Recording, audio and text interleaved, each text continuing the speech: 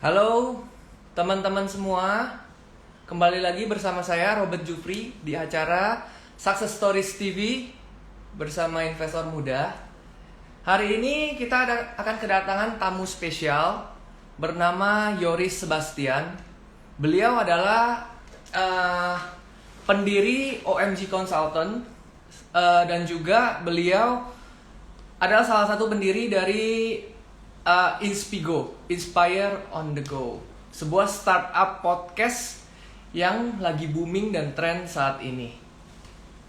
Kita langsung dengar aja kisah sukses beliau dari dia mendirikan OMG Consultant dan juga mendirikan Inspigo.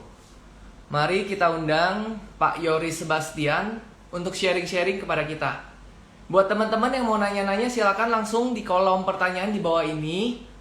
Jadi bisa langsung nanya-nanya ya ke beliau ya. Kita tunggu dulu Pak Yoris Sebastian.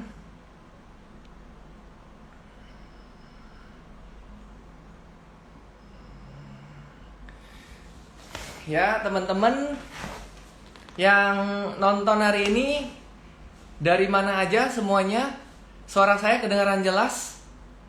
Mungkin bisa dibantu jawab di kolom komentar.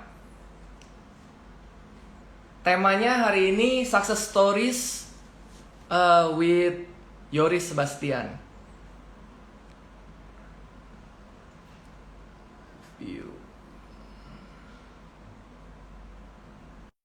Pak Yoris sudah ready nih. Kita tunggu Pak Yoris ya. Halo Mas Yoris Sebastian.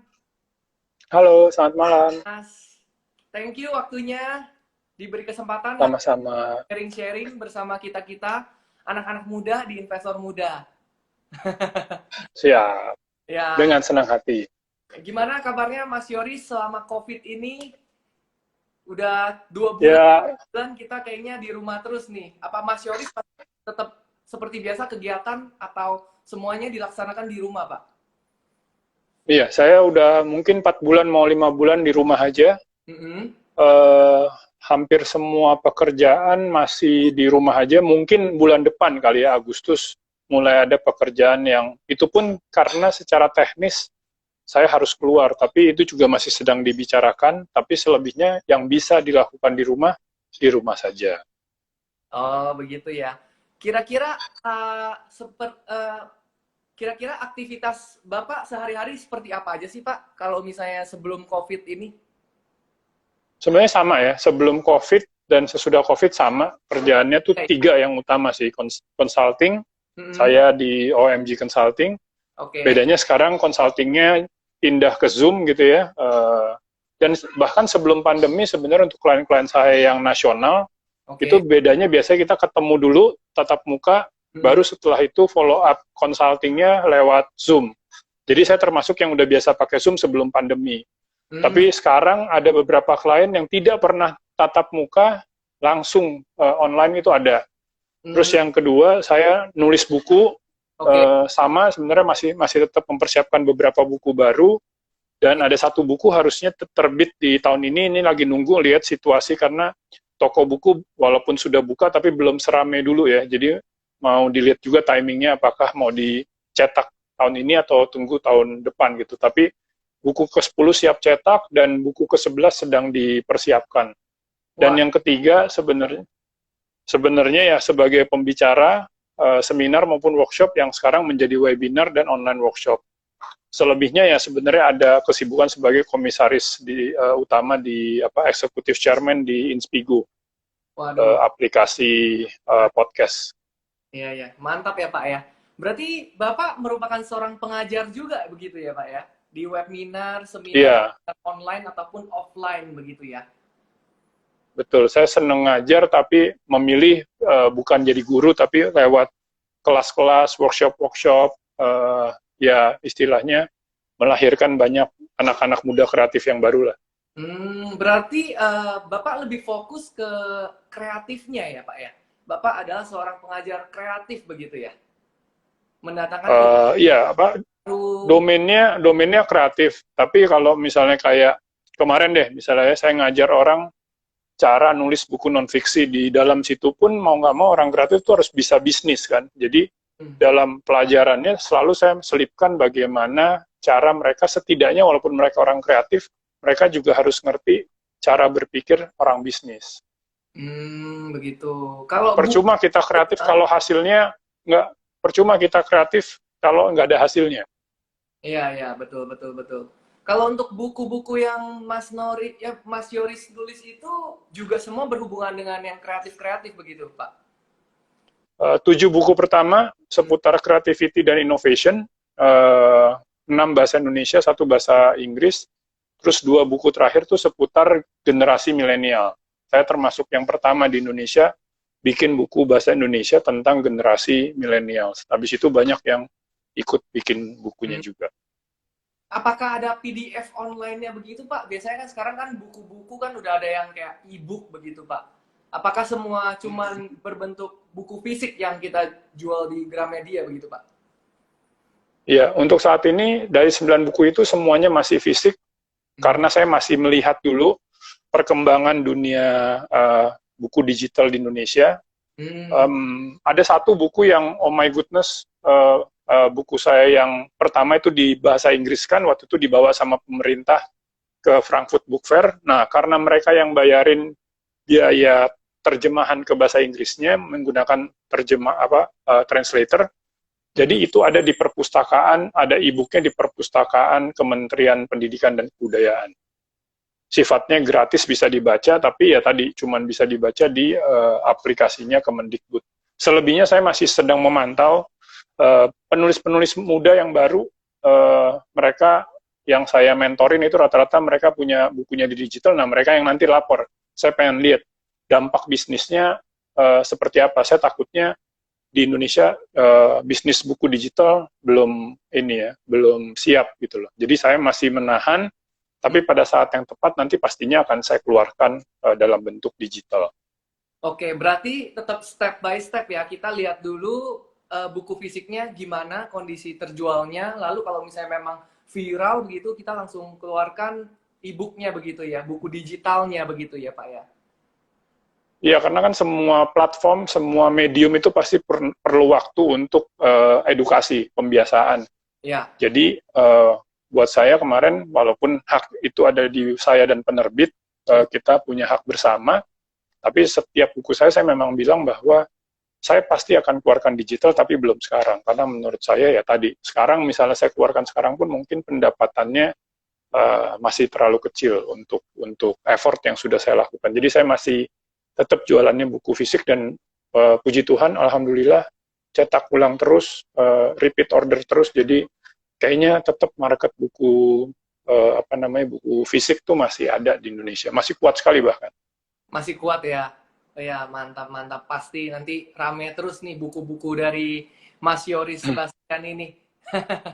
Boleh diceritain sedikit gak, Mas Yoris? Gimana sih awal mula Mas Yoris itu dari awal sampai saat ini, kok bisa sih sampai nulis buku? Kok bisa sih sampai mendirikan Inspigo begitu dan OMG Consultant? Awalnya tuh Mas Yoris tuh gimana sih, background-nya apa? Dan kira-kira emang kuliahnya apakah dulu di public relation begitu, yang berhubungan sama kuliah akuntansi begitu? Oh, akuntansi ya Pak ya? Kuliah akuntansi, tapi memang saya udah tahu bahwa akuntansi itu saya hanya pakai ilmunya.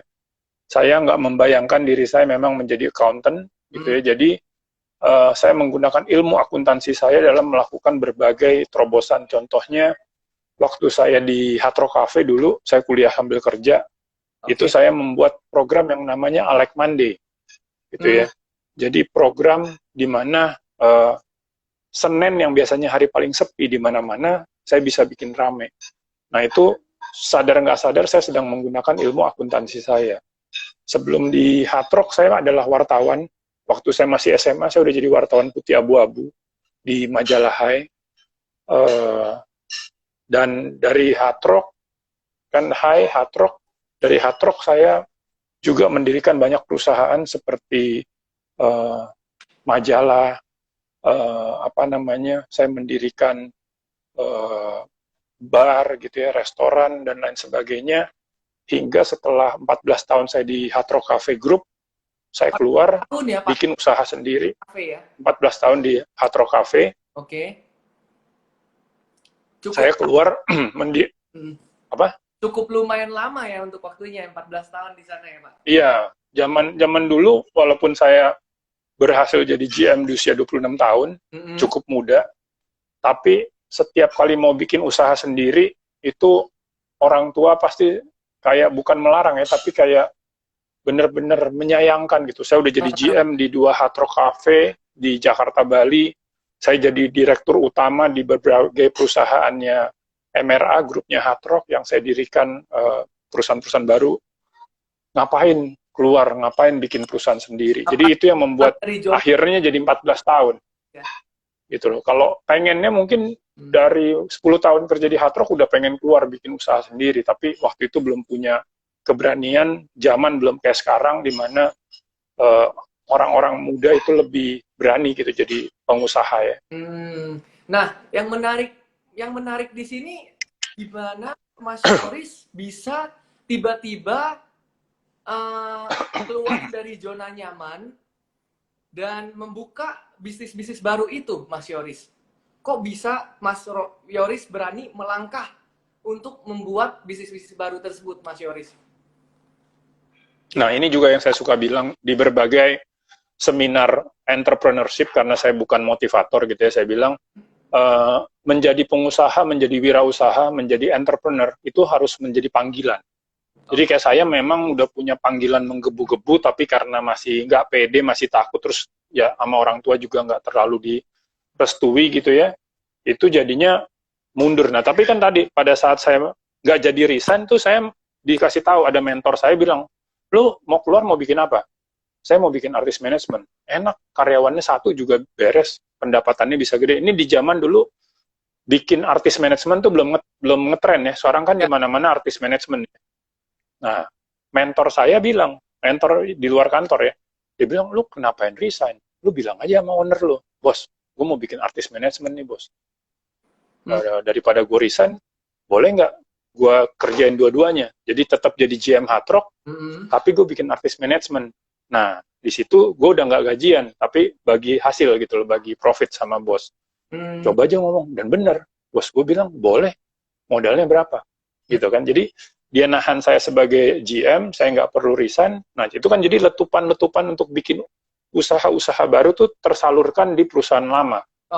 Makanya akhirnya saya bisa sampai 14 tahun. Kalau nggak mungkin cuma 7 atau 10 tahun saya kerja di Hard Rock, habis itu saya udah keluar bikin sendiri. Nah, tapi karena memang panggilannya terus menggebu-gebu, ya kita berdoa juga, minta petunjuk dari yang di atas, akhirnya memberanikan diri keluar bikin perusahaan sendiri. Jadi dan kayak misalnya sekarang lagi pandemi ya, buat saya ini adalah ini sedih gitu ya, ini krisis. Tapi buat saya ini saya lebih senang menjalani pandemi sekarang karena keputusan 100% di saya. Pada saat saya melewati krisis 1998, walaupun saya dirut, walaupun saya GM di beberapa perusahaan, keputusannya itu keputusan owner, pemilik. Saya gimana juga, kalaupun misalnya di artist management dan lain sebagainya, majalah, restoran, bar gitu yang di luar Hard Rock itu saya punya saham, tapi kan saham kecil, saham minoritas. Jadi saya tidak bisa menentukan. Kalau kayak sekarang, walaupun susah, berat, tapi saya senang karena saya menentukan semua keputusan perusahaan tuh bersama partner-partner saya, dan saya adalah pemilik saham mayoritas gitu kan. Oh, berarti yang di perusahaan lama itu yang Mas Yoris mempunyai saham minoritas itu sampai sekarang juga masih ada ya? Iya, masih ada. Itu enaknya kalau kita punya saham itu jangka panjang gitu kan. Oke. Berarti yang tadi itu yang sebelumnya adalah merupakan istilahnya kayak anak perusahaan dari Hard Rock Cafe itu ya, Pak ya? Dari MRA, karena kan Hard Rock Cafe itu unit dari MRA Group yang punya Häagen-Dazs, punya macam-macam. Nah, ini kita bikin company-company baru yang menjadi anak perusahaan. Kayak misalnya saya bikin bar gitu ya, bar cuman buka 2 kali seminggu. Bos saya tuh sampai nanya, Yoris, saya punya restoran di Plaza Senayan, waktu itu saya belum pegang, saya cuma pegang Hard Rock kan, Jakarta, Bali. Saya buka restoran kecil ya, ini bukan kayak Hard Rock, tapi restoran kecil di mall. itu tiap hari buka belum tentu untung. Kamu mau buka bar, cuman buka 2 kali seminggu, menurut kamu untung. Iya. Menurut saya untung, bos. Dan kejadiannya untung, dan karena kita sebagai part of pemilik, wah itu pendapatannya gila-gilaan. Karena udah nggak ngomongin dapat berapa per bulan, tapi benar-benar bagi hasil dari keuntungan. Dan buat perusahaan juga untung, dia tidak perlu menggaji tinggi untuk saya, untuk sebuah ide bisnis yang baru gitu kan. Dan itu sebenarnya jadi kayak latihan juga pada saat saya jadi OMG Consulting, saya bisa memberikan ide-ide bisnis yang kreatif untuk klien-klien saya gitu, karena saya udah latihan dari versi-versi kecil waktu di MRA Group. Dari target market OMG Consultant itu sebenarnya semua sektor begitu ya Mas Yoris ya? Apakah cuman yang sektor F&B yang Mas Yoris mungkin lebih fokus, ataukah memang semua sektor saya layanin gitu Mas Yoris? Nah, jadi awal-awal ya tahu diri ya, karena kita pengalamannya saya nyebutnya bukan F&B, tapi saya nyebutnya lifestyle and entertainment.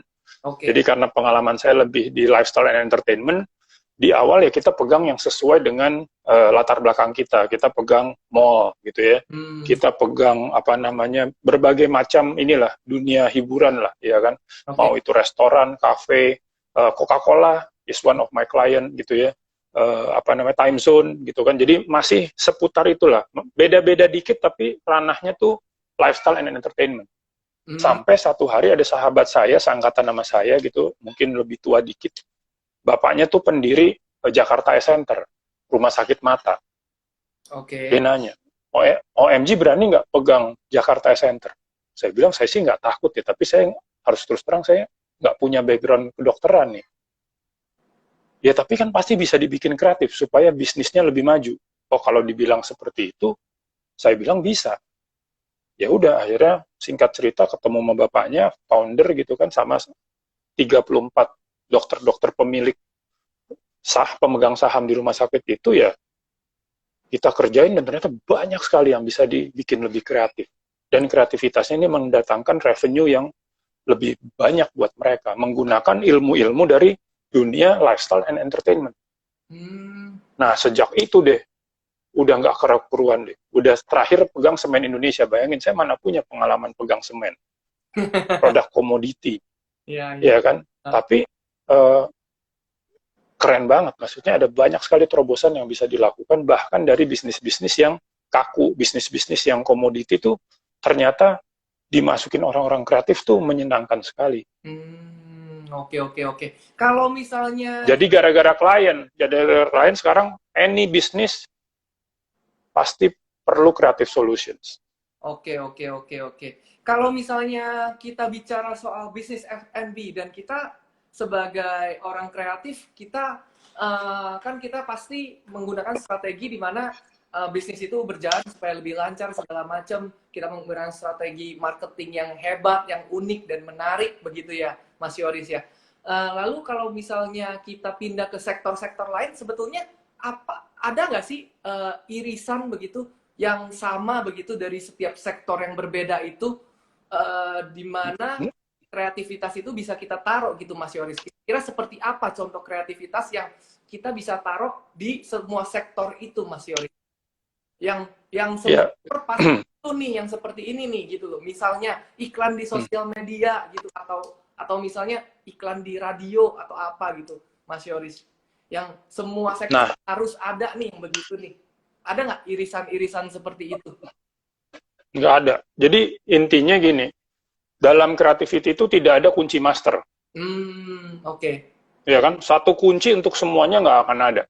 Jadi memang nggak ada. Jadi memang kunci-kuncinya banyak sekali, gitu kan. Ada banyak sekali kunci. Istilahnya nih untuk analogi yang gampang ya. Kalau tadi kan gitu kan, ada nggak satu kunci yang bisa berlaku untuk semua industri? Ya betul. Menurut saya nggak ada. Tapi istilahnya kayak misalnya contoh nih yang saya ingat ya, ada banyak banget soalnya.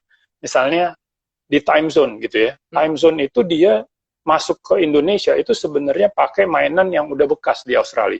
Time zone itu dari Australia. Dia kirim ke Jakarta, casingnya doang diganti. Gamenya tuh game lama. Yang mungkin di Australia udah bosen orang main gitu ya. Nah, di repackage, setelah akhirnya Indonesia jadi the biggest revenue in the world bukan hanya in Asia loh ya, in the world, baru dikasih game-game baru, gitu kan. Nah, itu kan gaya permainan di dunia hiburan, dunia entertainment.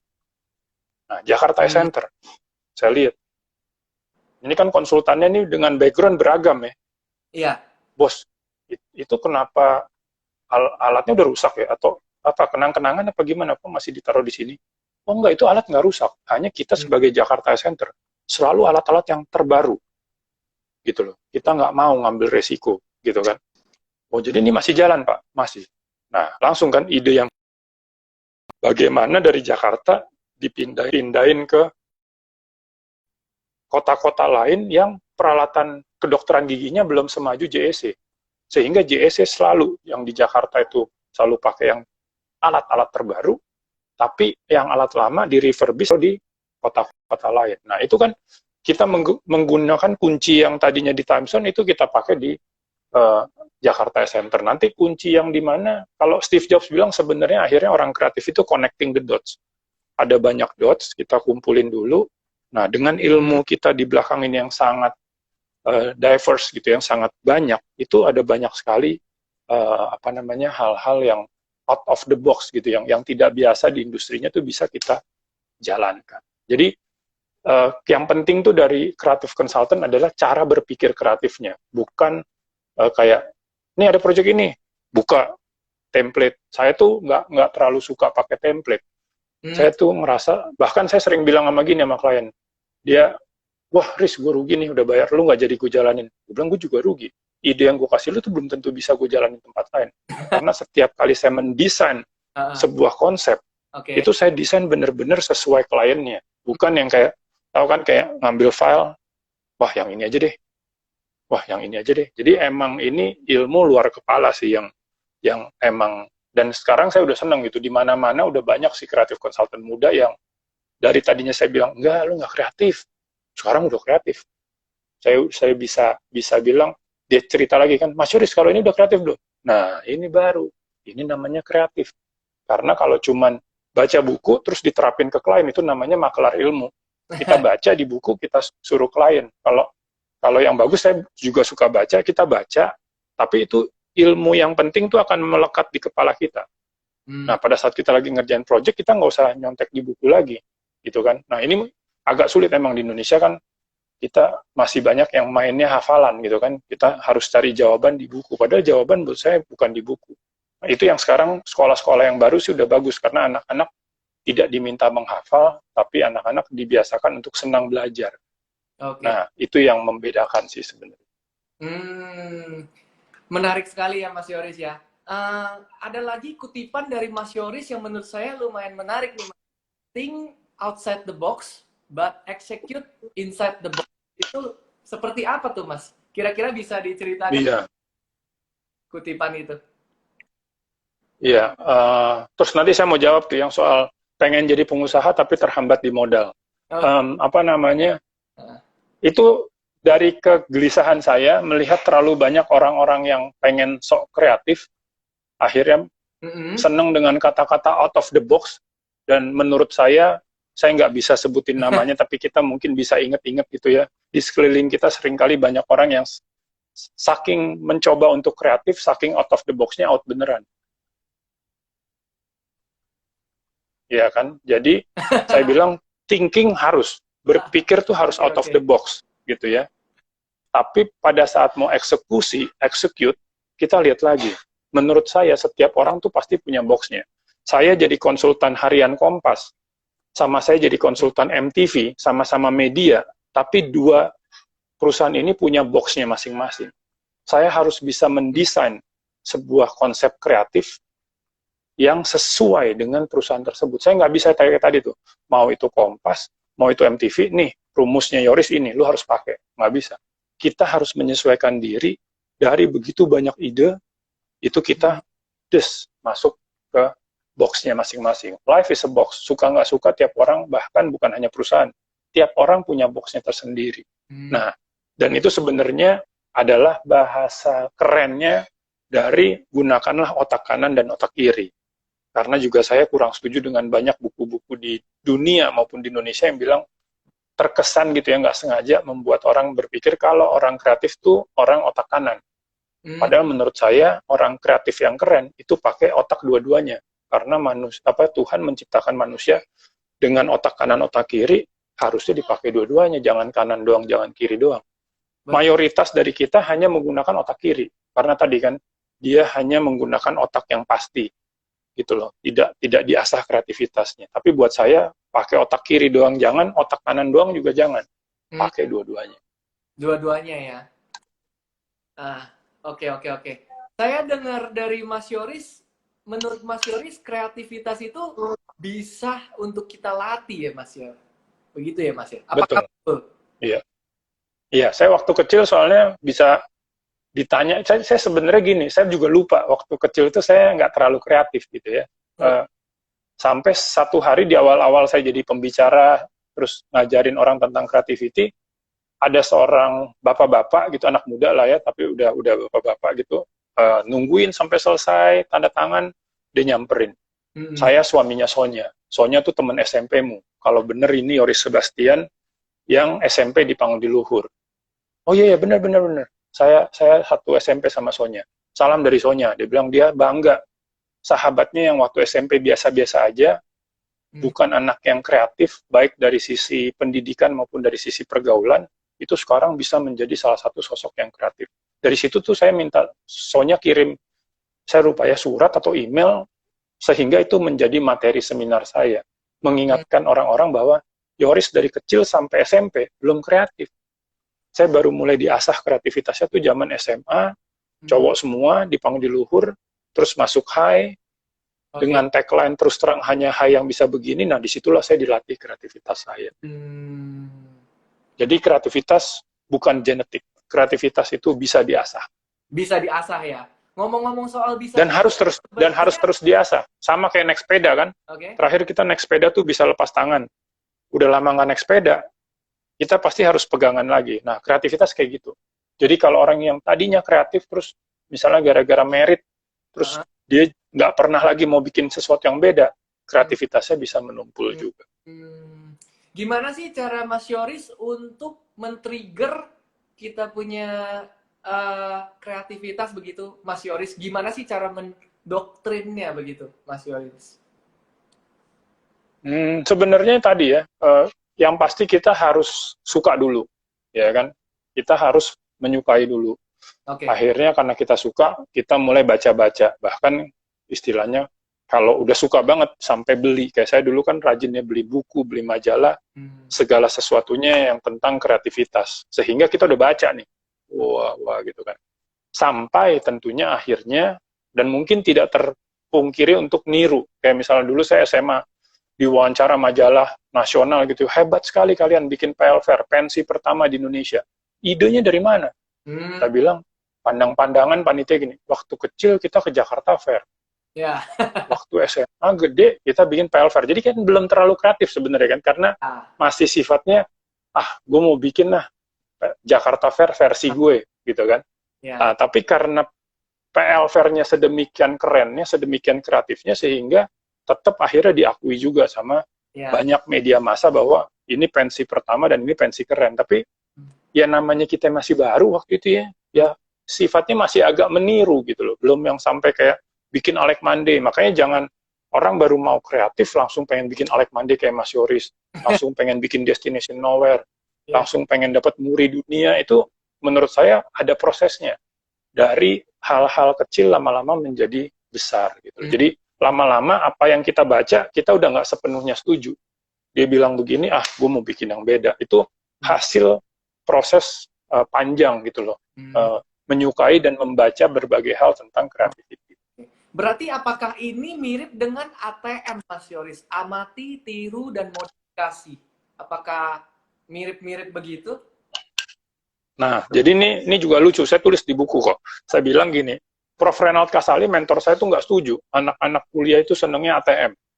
Amati, tiru, modifikasi. Dan saya cari di bahasa Inggrisnya nggak ada gitu kan. Makanya pas bikin buku bahasa Inggris bingung juga tuh. Amati, tiru, modifikasi, bahasa Inggrisnya apa? Nah, buat saya yang saya ajarin sama orang, kalau di awal nggak apa-apa. Gitu ya. Tapi nanti pelan-pelan, jangan keterusan. Apalagi sekarang udah ada era digital, kalau kita niru itu terlalu kelihatan. Apalagi biasanya orang amati, tiru, modifikasi dikit. Gitu loh. Nah, kalau dia memang murid saya gitu ya, atau enggak dia memang follower saya, atau dia pembaca buku saya, dia udah tahu kalau Mas Yoris maunya nantinya, tentunya ini kan dilatih.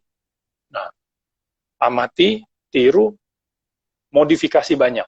Significantly different. Jadi, amati, tiru itu kan sebenarnya ya, tadi misalnya, lu mau bikin apa? Cupcakes. Ya, lu harus amati, ya kan, tiru, tapi habis itu apa faktor pembeda lu dari cupcakes yang ada di dunia bahkan. Kayak saya misalnya bikin Inspigo, ya kan? Saya ikut conference-nya, saya baca literaturnya, saya dengerin podcast-podcast terbaik di dunia.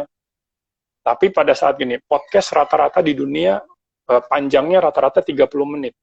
Nah, saya bikin adalah panjangnya 7 menit. In total bisa 30 menit, bisa 45 menit.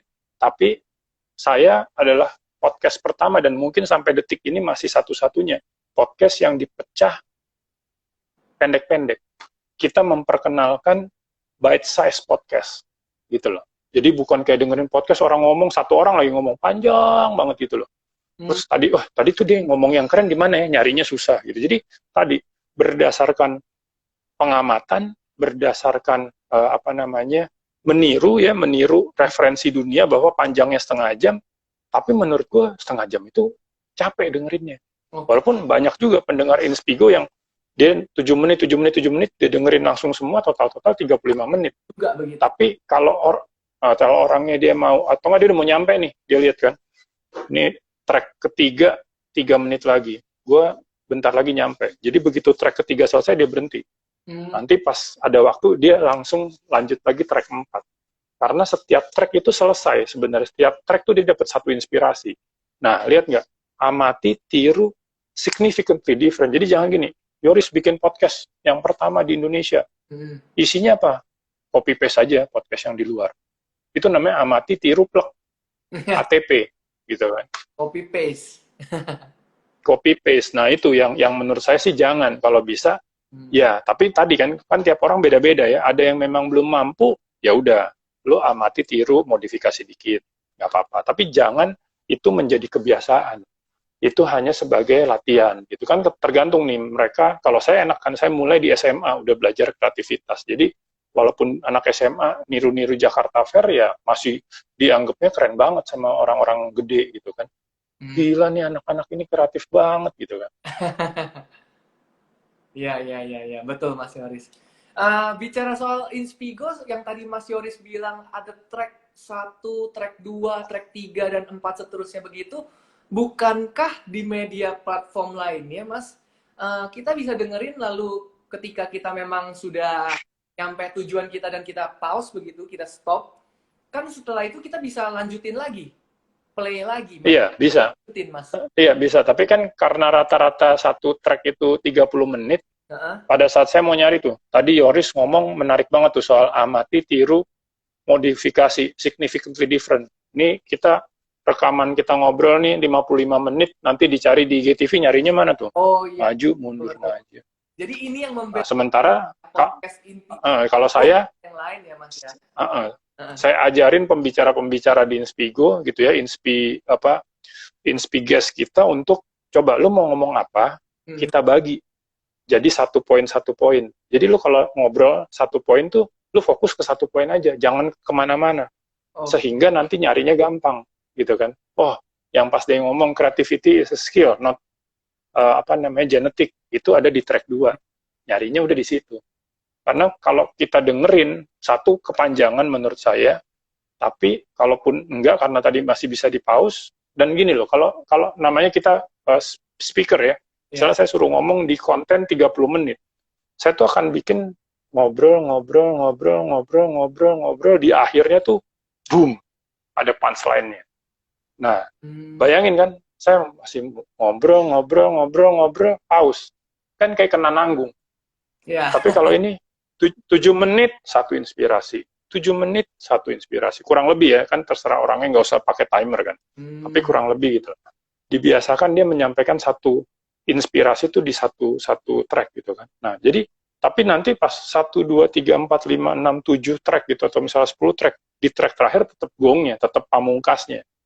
Jadi, boom gitu. Tapi satu inspirasi. Nah, itu memang bisa terjadi kalau kita mau mempelajari industri podcast ya. Jadi jangan gini, lu bikin podcast ya? Iya. Podcast terbaik di dunia siapa, Riz? Nggak tahu. Lah, lu gimana mau bikin podcast yang keren kalau podcast terbaik di dunia, podcast yang paling menguntungkan di dunia, yang paling profitable siapa, lu nggak mau tahu. Nah, itu sih sebenarnya. Jadi, jangan ATM itu dipakai sebagai excuse untuk amati, tiru, modifikasi dikit. Berarti Mas Yoris di Inspigo itu sendiri sebetulnya 7 menit itu memang sudah di set up begitu ya Mas Yoris ya? Jadi bahkan kita riset. Jadi pada saat kita udah kepikiran, udah dikasih tahu. Pada saat kita udah kepikiran, nah kita bikin tuh demonya. Dari yang setengah jam seperti contoh di luar, kita bikin demonya gitu ya. Kita bikin yang 15 menit, kita bikin yang 7 menit. Nah, orang rata-rata senang yang 7 menit. Tapi kan kalau cuman udah datang nih tamu, kita wawancara kayak gini, 7 menit selesai, kan kayak, loh, ini gimana sih? Nah, akhirnya 7 menit.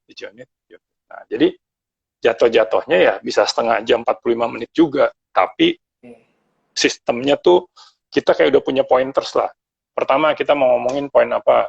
Kedua, apa. Jadi, satu track, satu inspirasi. Tapi itu dibikin demonya. Kita rekaman, sewa studio, undang teman-teman jadi pembicara, dengerin ke target market. Nah, jadi saya juga bilang, kalau orang kreatif, apa yang kalian mau bikin, jangan tanya customer. Never ask your customer what they want. They never know. Tapi pas kita tahu kita mau bikin podcast, kita namanya prototyping, kasih dia denger. Termasuk saya nanya, kalian untuk aplikasi sekeren ini, seinspiratif ini, kalian mau bayar berapa? Kalau bisa gratis, Mas Yoris. Nah, jadi, saya udah siap dengan berbagai itu, tapi sekarang saya karena sudah tahu itu faktanya, saya berhasil membuat layanan yang ada premiumnya, bahkan ada penjualan audiobook, audio playbook yang dimana orang-orang itu dengan sukarela membayar. Iya, betul. Tapi kalau kita nggak riset, main kita keluarin aja, gitu kan, terus yang ada flop. Karena tadi kalau ditanya sama customer, kalau bisa gratis Mas Yoris, ayo loh. Semua maunya yang gratis ya Mas Yoris ya. Kayak tadi kan buku ada PDF-nya aja emang nggak Mas, gitu kan. Nah itu udah kebiasaan. Nah bagaimana kita ngatur segala macam sehingga istilahnya jualannya tetap bagus, tapi juga kita tetap memberikan inspirasi dengan quality yang baik. Oke. Berarti Mas Yoris tadi yang dimaksudkan Mas Yoris adalah ketika Inspigesnya itu sedang ngobrol dengan Inspigo begitu, misalnya 1 jam durasinya, nanti Mas Yoris dan tim sendiri yang mengatur 7 menit itu ya Mas Yoris ya? Atau enggak, dari awal kita udah ngomong dari awal. Oh, kita udah. Tolong sampein poin-poinnya, dari poin-poin yang dia mau sampein, host kita akan menanyakan berdasarkan poin-poin tersebut. Oke, berarti memang udah disetting satu topik dan satu pertanyaan kurang lebih 7 menit lah kalian menjawabnya. Sehingga bisa kita rangkai supaya memang sebenarnya gitu bukan ya? Bukan tugas dia untuk mikirin 7 menit, itu tugas kita. Tugas yang nanya untuk tahu bahwa jangan terlalu panjang tapi jangan terlalu pendek gitu kan. Oke. Tapi dia tahu bahwa gue akan menyampaikan 7 hal untuk Inspigoers gitu. Jadi emang kita ini nantinya pun udah banyak banget yang minta, nantinya pun saya akan bikin kayak semacam podcast academy untuk ngajarin orang bagaimana sih bikin podcast yang bukan hanya bermanfaat tapi juga menyenangkan untuk didengar. Karena banyak podcast yang bermanfaat itu tidak enak didengarnya. Betul. Tidak nyaman. Apakah sebetulnya itu pengaruh ke public speaking atau memang kalian belum set up nih yang bener nih begitu podcastnya begitu? Menurut Mas Yoris kira-kira apa yang bermasalah begitu Mas? Enggak, ini selalu sama aja struktur kan. Misalnya kayak sekarang yang nulis buku di Indonesia banyak. Tapi dari yang nulis buku itu kebanyakan nggak pernah belajar cara nulis buku yang benar. Iya, betul. Gitu. Nah kayak saya belajar sehingga saya sekarang udah punya style saya sendiri, makanya saya juga bikin workshopnya gitu kan. Kelas nulis buku laris ala Yoris gitu loh. Itu pembelajaran saya selama 13 tahun dari berbagai sumber, saya bikin menjadi sebuah ilmu. Dan tadi 3 sesi itu nggak hanya ngomongin teknik menulis, karena buat saya teknik menulis ya masih banyak sekali sebagai penulis buku non-fiksi yang harus dipelajari gitu kan. Sama saya mau bikin novel, buku ke-11 saya rencananya sebuah novel gitu kan. Saya Ya. ikut kursus juga, saya belajar lagi struktur cara menulis novel itu seperti apa. Bahkan misalnya kita ngomong bikin video YouTube gitu ya, Ya. unless dia benar-benar artis gitu ya, yang emang udah public figure. Tapi kalau dia nobody, dia harus mau meluangkan waktu belajar bagaimana sih caranya kalau kita berkomunikasi dalam bentuk video. Itu buat saya aja, saya harus belajar karena saya terbiasa berkomunikasi itu dengan tulisan atau dengan foto, karena saya dulunya fotografer. Tapi dengan video itu kita harus belajar struktur bercerita, storytelling menggunakan video. Nah, itu saya kursus lagi gitu loh untuk tahu. Tapi setelah tahu tidak berarti 100% saya ikutin. Saya akan jalankan sesuai dengan kreativitas saya. Tapi sulit kalau kita mau sering banget saya ketemu orang misalnya, ya nih Mas Yuri, saya udah nulis novel, udah mulai frustasi nih nulis novel, kok nggak pernah ada yang baca gitu. Padahal kalau misalnya kita lihat ya, misalnya sahabat saya Afwadi, penulis novel mega bestseller, Negeri Lima Menara. Dia bilang, kan saya belajar kan, saya mau bikin novel. Lu baca buku apa? Kasih gue dong 3 buku yang gue harus baca. Kasih buku. Pas baca bukunya gitu ya, wah, langsung kebayang novel dia. Gitu loh. Bahkan karena dia tipenya itu namanya dormitory novel, novel yang tentang orang, apa sih dormitory itu bahasa Indonesianya, tempat anak-anak kuliah pada nginep gitu kan, dormitory ya. Itu contoh di bukunya apa? Harry Potter. Jadi plotnya sama sebenarnya, hanya bedanya si Harry Potter ceritanya bener-bener yang fiksi banget, sementara kalau si Fuadi ya cerita pengalaman pribadi dia dulu waktu kuliah di dormitory namanya Gontor, gitu kan. Tapi plotnya itu dormitory novel udah ada strukturnya. Si Fuadi hanya mengisi dengan cerita dan kreativitas dia, tapi strukturnya itu sudah ada. Nah, sama sebenarnya seperti podcast dan lain sebagainya. Setiap platform, setiap medium tuh punya bisa dibikin ada strukturnya. Nanti kreativitasnya tiap orang beda-beda, tapi jangan istilahnya freestyle aja gitu kan.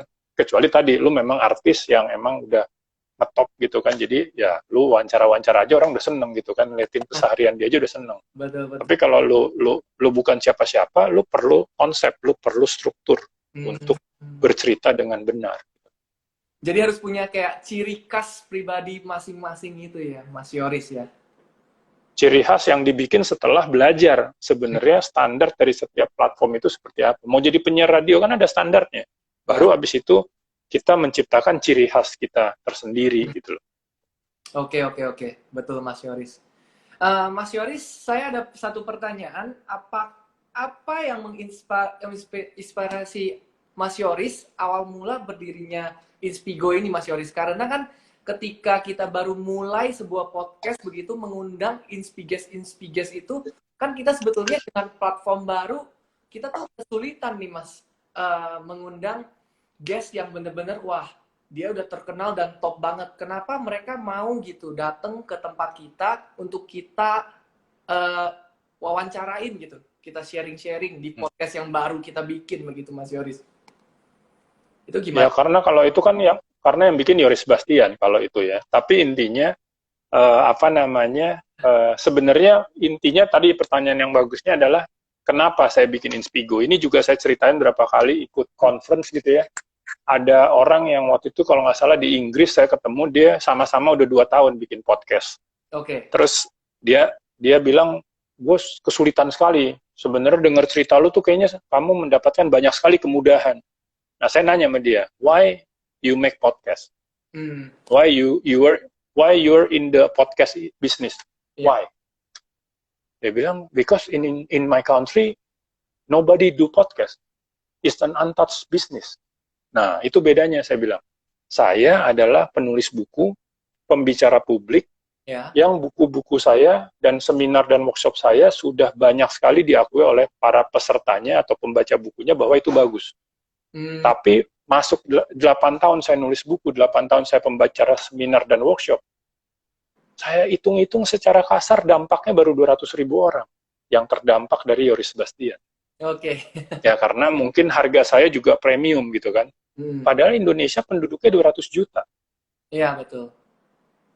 Gimana ya caranya inspirasi positif baik dari Yoris Bastian, dari A, dari B, dari C, dari D gitu ya.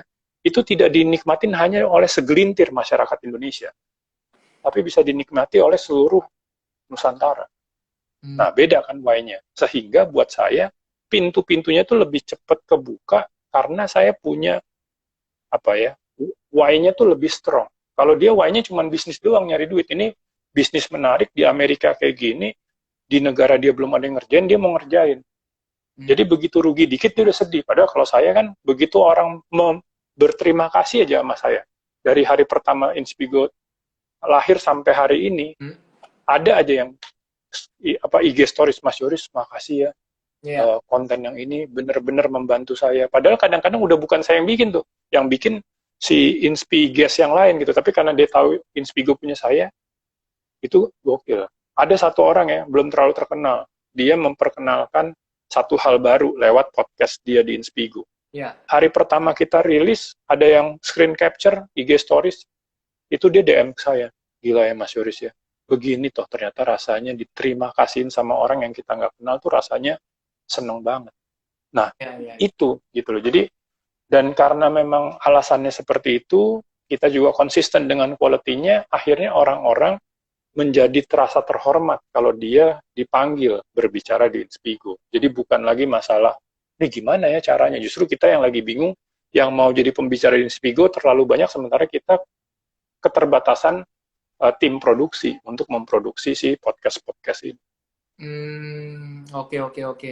Berarti Mas Akhirnya pada bikin deh di uh, tempat lain akhirnya karena di Inspigo-nya belum bisa, sementara dia udah pengen kan terus bercerita lewat podcast, akhirnya bikin di platform lain ya. Tapi nanti saya pelan-pelan, namanya juga startup lokal gitu ya, kita pelan-pelan nanti kita akan kejar supaya lebih banyak. Iya, namanya Inspigo. Ada di iOS dan ada di Android. iya, iya, iya. Berarti Mas Yoris memang ingin memberikan value ya Mas ya. Value dalam hidup dan ingin memberikan impact kepada orang-orang di sekitar supaya inspirasi dari Mas Yoris sendiri dan inspirasi dari orang-orang hebat yang merupakan inspiges di Inspigo itu bisa mencapai kepada semua masyarakat di Indonesia gitu ya Mas Yoris ya. Betul. Karena apalagi, nah itu dia pas press conference juga menarik ya, wartawan nanya, Mas Yoris, kenapa podcast Mas? Ini mungkin 2 atau 3 tahun yang lalu ya, pas Inspigo baru lahir ya. Ya.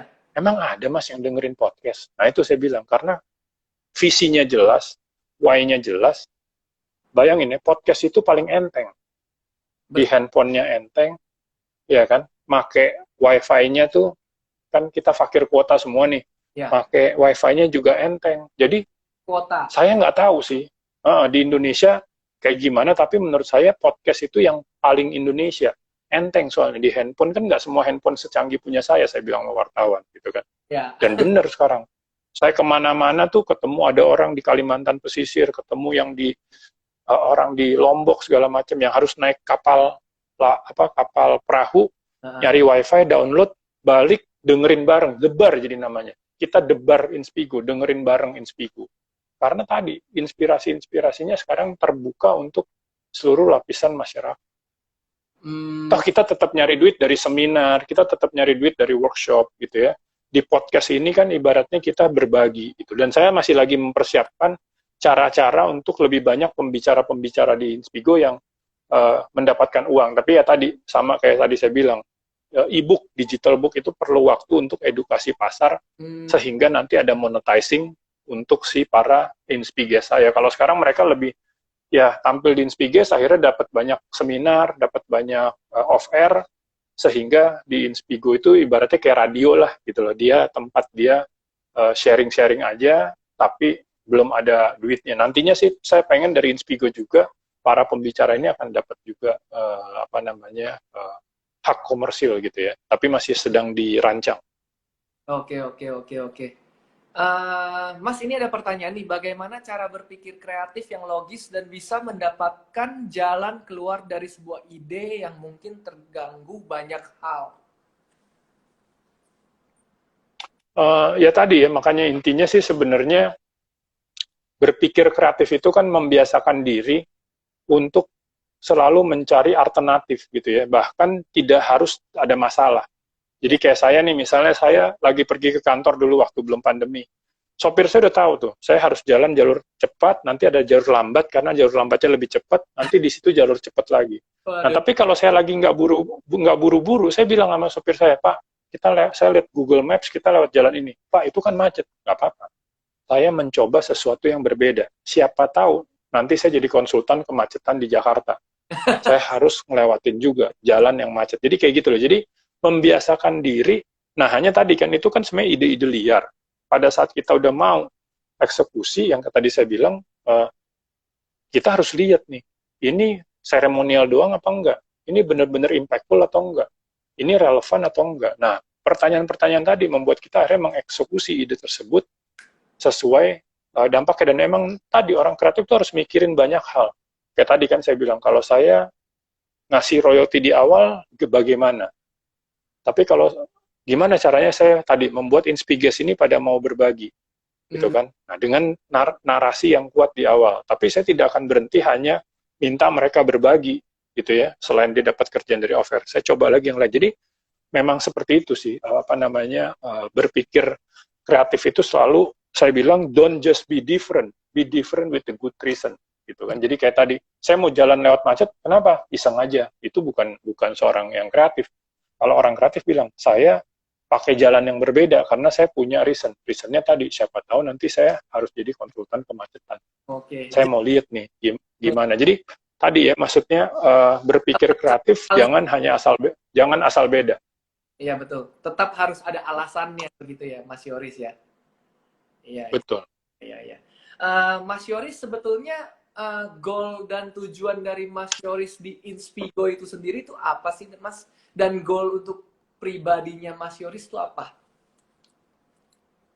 Ya tadi sih, kalau saya sih benar-benar lebih ke untuk membagikan ya. Dan ini juga sama, saya misalnya ajarin apa namanya, startup-startup yang baru mau mulai gitu kan. Saya bilang, apalagi kalau dia fresh graduate nih, banyak kan fresh graduate langsung mau bikin aplikasi kayak Mark Zuckerberg gitu kan. Terus ujung-ujungnya goalnya dijual. Saya bilang, saya bukan bilang nggak boleh, tapi ibaratnya nih, lu kerja aja belum, ya kan, nih yang pada di Instagram nih denger, lu kerja aja belum, ya kan, fresh graduate, bikin aplikasi startup dengan goal adalah nanti gue mau exit, gue mau jual. Itu ibaratnya kayak zaman dulu, fresh graduate, saya tanya, mau jadi apa? Mau jadi pegawai negeri sipil, PNS. Kenapa? Nanti pas pensiun, hidupnya ditanggung negara seumur hidup. Bayangin nggak? Baru lulus kuliah, kerja belum, bermanfaat belum buat negara, udah mikirnya pensiun ditanggung negara seumur hidup. Nah, itu mirip-mirip tuh, ya kan? Yang satu tapi ya orang sekolah kebanyakan, yang satu nih sekolah yang tinggi-tinggi nih. Nah, padahal saya bilang, udah di riset belum di Amerika itu yang kayak Mark Zuckerberg cuman dia doang. Jadi anak kuliah yang langsung sukses tuh cuman si Mark Zuckerberg. Umur rata-rata startup founder yang sukses di Amerika, usianya 45 tahun. Hmm. Tadi, ya kan? Jadi istilahnya, dan rata-rata yang berhasil itu nggak ada yang bilang, saya bikin startup karena saya mau kaya raya. Kaya raya itu adalah akibat dari visi dia yang kuat. Oke. Termasuk visinya Mark Zuckerberg. Gitu kan. Jadi buat saya nggak bilang bahwa saya tidak akan exit, saya tidak akan jual, tapi saya bikin bukan buat exit. Oke.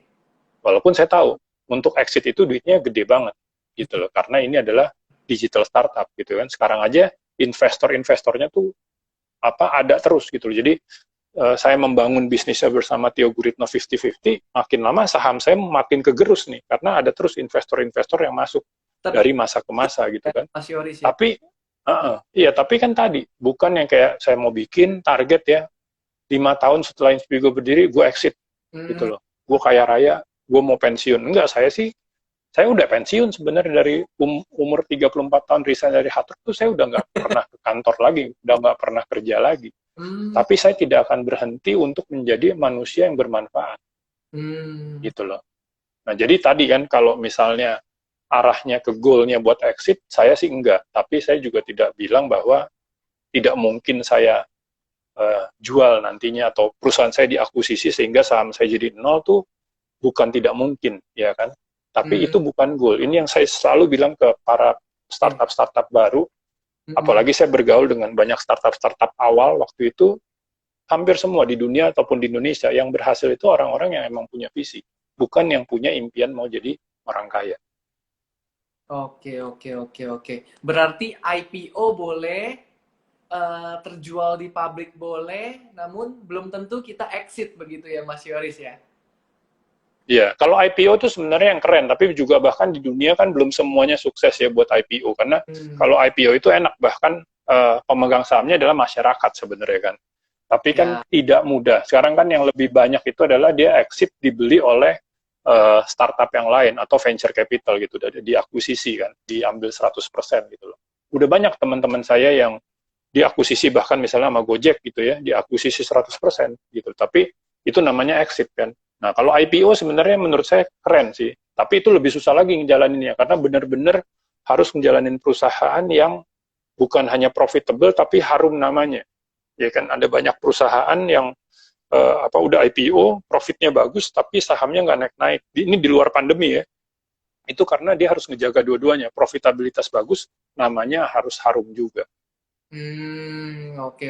Tapi kebanyakan mimpinya yaitu bikin nanti gue dibeli sama Gojek, bikin nanti gue dibeli sama perusahaan besar. Jadi ya tadi belum bikin apa-apa, tapi udah mimpinya udah kaya raya karena dia exit. Oke. Mas Yoris, dalam kehidupan Mas Yoris, ada nggak sih penyesalan dalam hidup Mas Yoris? Penyesalan dalam hidup. So far sih enggak, tapi saya selalu bilang, in life you win something, you lose something. Gitu loh. Jadi, you cannot win everything. Gitu. Jadi misalnya saya ketemu nih sama teman saya kan, wah gila nih si Yoris nih, 26 tahun udah jadi GM. Ya. Tahu nggak jawaban saya ke dia? Lah, lu 26 tahun anak udah 3. Gue masih kawin aja belum umur 26. Jadi tadi kan, in life you cannot win everything. Mungkin adalah one in a million ya, orang yang beruntung. Dia win everything gitu. Tapi tadi gitu loh, saya waktu kecil punya cita-cita mau married tuh umur 25, beneran. Supaya umur saya sama anak saya beda dikit gitu kan. Tapi ya karena perjalanan hidup saya karirnya bagus banget, bahkan 26 tahun udah jadi GM ya, gimana mau mikirin pacaran, maksudnya punya pacar tapi nggak mikirin pacaran kawin gitu kan, pasti hidup kita tuh lagi totalitas buat kerja gitu loh. Jadi in life you win something, you lose something, dan selalu buat saya when you lose you learn gitu loh. Jadi tidak pernah ada penyesalan, bahkan pernah ditanyakan waktu itu karena saya bikin buku millennials ya, Mas Yoris kalau boleh dilahirkan kembali Mas Yoris milih jadi generasi apa? Tetap generasi X. Buat saya selalu bersyukur dan sangat menikmati apa yang sudah saya jalani, tidak ada penyesalan, tapi tadi, in life, ya kan kalau ngomong cuman, wah, kita tuh hidup nggak ada penyesalan, itu kesannya motivator banget gitu kan. Nah, kalau saya ini kan praktisi gitu ya, saya bilang ya, namanya hidup ya pasti ada apa ya, you lose something tuh nggak mungkin enggak lah, ya kan, jarang banget, even kita nanya sama Mark Zuckerberg juga yang udah one in a million gitu kan, kayak pasti dia ada hal yang ya di sini gue salah, tapi you lose something, you win something, or you win a lot gitu loh. Oke. Mungkin Mas Yoris, ini satu pertanyaan terakhir nih dari audiens kita. Mas, bagaimana cara Mas Yoris untuk mengalahkan rasa takut atau overthink dalam atau sebelum memulai bisnis? Terima kasih. Ya, terima kasih. Ya, kita jangan overthinking, tapi juga tadi yang kita sempat bahas tadi kan, nggak thinking sama sekali ya tadi kan, bikin sesuatu. Ya, saya pakai ini aja, pakai gut feeling aja gitu kan. Saya emang dari kecil suka banget bikin klepon gitu kan, dan sekarang saya mau bikin bisnis klepon gitu, tanpa mau mempelajari bisnis camilan tuh kayak gimana, market size-nya berapa, siapa yang beli. Nah, itu kan kayak membuka masalah sendiri. Tapi bener sih, pertanyaannya bagus banget bahwa kita juga jangan saking kita persiapan maksimal, akhirnya overthinking. Makanya saya bilang gitu, kita persiapan yang bagus, banyak baca, banyak bikin referensi, banyak interview orang, banyak belajar dari orang lain, Bahkan tidak harus selalu, saya bikin konsep hotel, saya bikin project properti itu bisa nanyanya ke notaris. Kenapa notaris, Riz, kata anak buah gue. Notaris gini-gini hebat. Setiap dia bikinin akte notaris, dia belajar mana yang sukses, mana yang enggak. Sehingga kalau kita nanya sama dia, ada ilmunya juga dia bisa contribute. Gitu kan. Jadi, tapi setelah nanya banyak, ini ada di buku saya, 101 Creative Notes, listen to your heart. Gitu loh. Jangan lupa, intuisi itu bikinan Tuhan. Laporan dari anak buah itu laporan manusia. Bisa diatur sedemikian rupa sehingga terkesan mengarahkan kita ke satu hal. Jadi baca banyak, dengar banyak, pikir banyak, tapi jangan kebanyakan. Final decision, listen to your heart. Oke. Itu apa ya? Kayak if it feels right gitu kan, gue mau bikin podcast nih. Tapi ya tadi banyak juga kan yang podcast ngapain sih, Riz? Gitu loh. Udah persiapan, udah belajar, udah apa segala macam, listen to your heart. It feels right. Podcast, apalagi gue pernah bikin radio, maksudnya ikutan bantuin Mutia Kasim bikin radio. Udah hajar, gitu kan. Jadi, tapi intinya kalau overthinking, kepikiran terus ya nggak mulai-mulai. Bahaya. Ya. Tapi, mendingan overthinking dari no thinking. Betul. Oke, Mas Yoris, thank you banget atas waktunya hari ini. Nggak terasa sudah 60 Sama-sama. Iya, selamat malam semuanya. Sorry saya nggak pakai kacamata ya, jadi saya nggak sempet dada-dada. Oh iya. Mungkin ada satu nasihat terakhir untuk teman-teman millennials investor muda nih, Mas Yoris. Itu sih buat saya tadi sih, mau apapun yang kita lakukan gitu ya, kita mau invest dimanapun, menurut saya tuh kita harus punya strong vision gitu ya, visinya mau kemana. Ya. Sehingga beda kayak tadi saya ceritakan, maksudnya saya bikin podcast ya bukannya nggak mau untung ya, saya pasti mau untung juga, tapi visinya tuh untuk mencerdaskan orang gitu, memberi manfaat ke orang. Itu beda sama teman saya di negara lain yang sama-sama ikut conference podcast yang berat banget ya 2 tahun ini ya itu. Nah itu langsung beda kan, karena goalnya dia uang, kalau saya goalnya saya mencerdaskan orang banyak, dan untuk itu orang akan berterima kasih ke saya. Nah selama itu udah tercapai, saya happy aja. Tapi tambah lagi dapat duit, tambah happy. Oke. Keren banget Mas Yoris Sebastian, udah menginspirasi Sama-sama. orang muda di sini, keren banget. Thank you banget atas waktunya Mas Yoris. Ntar next time kita ngobrol-ngobrol lagi lebih panjang lagi Mas Yoris. Siap. Ya, thank you ya Mas Yoris ya atas waktunya. Sama-sama. Ya, bye-bye. Oke, teman-teman, sudah berakhir acara Success Stories TV kita hari ini. Keren banget Mas Yoris Sebastian. Dia memberikan value dan impact kepada teman-teman di dunia ini, kepada semua anak-anak muda, kepada semua teman-teman di Indonesia ini. Inspirasi Mas Yoris sangat bermanfaat dan berharga. Sampai ketemu lagi di acara Success Stories TV Investor Muda. Thank you teman-teman. Sampai jumpa.